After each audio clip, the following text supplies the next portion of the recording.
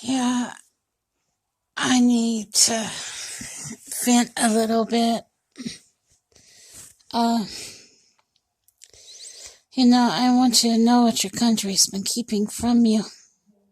And it's very important that you know this. The Iraqi war, they brought back Nephilim from the Iraqi war. There was no Saddam Hussein at all. Saddam Hussein did not exist at all. There's no such man. He was not real. They wanted to keep it secret and confidential that they brought back Nephilim with them because they didn't want word to get out and they didn't want the Nephilim put in harm's way. And they thought if they made up somebody named Saddam Hussein, they would not have to explain the Nephilim that they brought back from the Iraqi war. So they made up a story. Honest. That's what they did. They brought back about 200 Nephilim from the Iraqi war. They built tunnels under Walmart. The Nephilim's skull is elongated and big. Very big. The size of a dollhouse, or better yet, a playhouse that might be out back that children would use. I'm not kidding. That big. The body is about the size of 6 or 7 humans. They live on human flesh and blood and organs. They are cannibals. They practice cannibalism.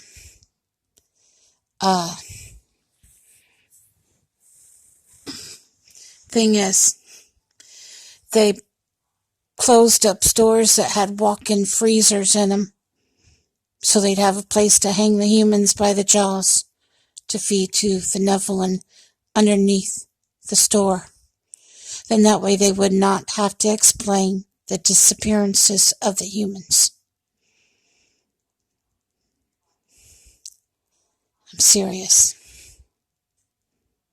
FEMA ships are meat ships. FEMA camps are meat camps.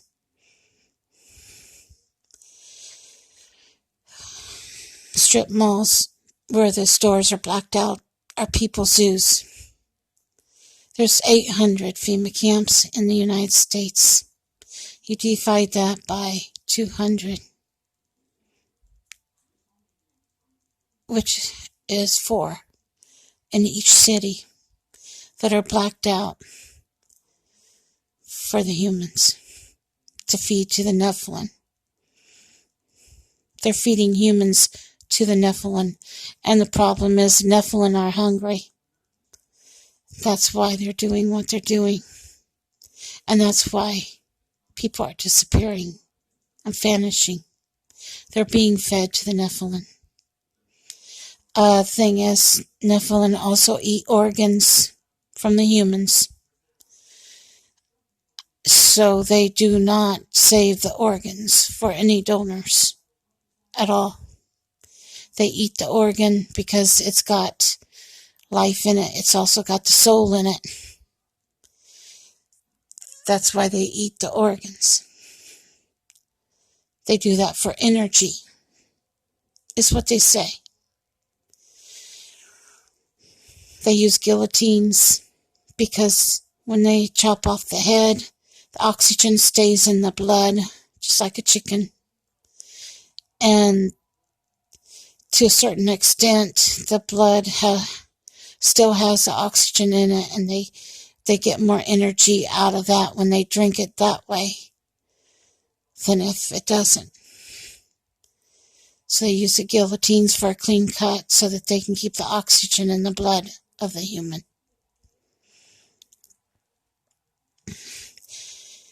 They work in high places, like they run hotels, stuff like that.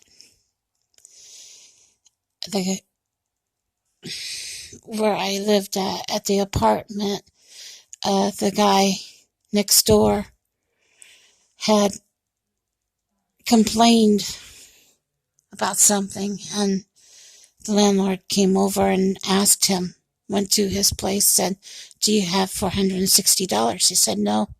Next thing I knew, I heard a sound like a cat, like somebody was being hurt. He was being eaten.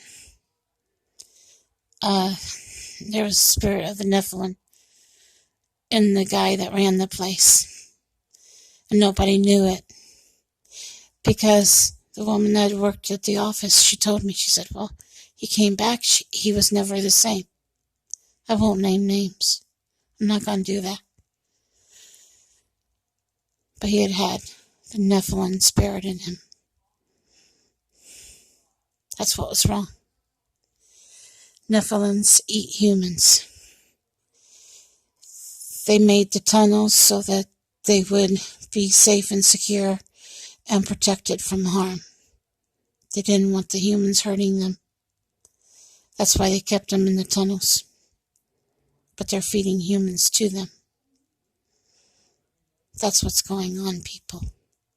That's what you need to know about what your country is doing behind your back.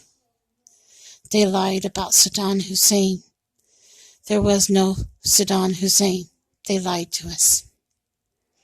And that you need to know also. They brought 200 Nephilim back from the Iraqi war. That's what really happened. That's the true story. And now they're hiding them in the caves. If you recall, on Beauty and the Beast, they came after that guy that Beauty liked, and he was like a giant. Think about it, people. Our movies are actually telling what they're doing, and we need to start paying attention. Take care, and God bless. And bye for now.